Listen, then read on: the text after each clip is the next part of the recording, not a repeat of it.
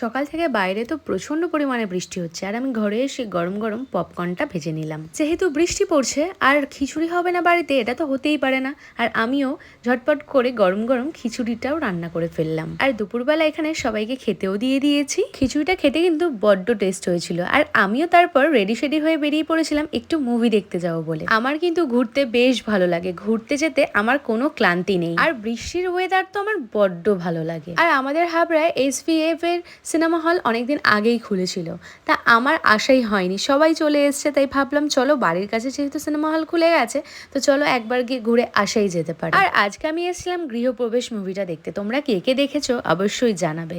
আর এখানে আসার পর দেখছি মোটামুটি হলটা ফাঁকাই ছিল। আর মুভিটা তোমাদের কাদের কাদের ভালো লেগেছে অবশ্যই কমেন্টসে জানাবে, আমার কিন্তু মোটামুটি লেগেছে। আর মুভি দেখতে বসলে 3 ঘন্টা কিভাবে কেটে যায় বোঝাই যায় না। আর বাইরে এসে দেখি মুষলধারে বৃষ্টি পড়ছে, আর আমারও খিদে খিদে পেয়ে গেছিল, নিয়ে নিয়েছিলাম ক্রিস্পি চিকেন। এভাবেই তো আজকে আমার দিনটা কেটেছে। তো চলো বন্ধুরা, টাটা।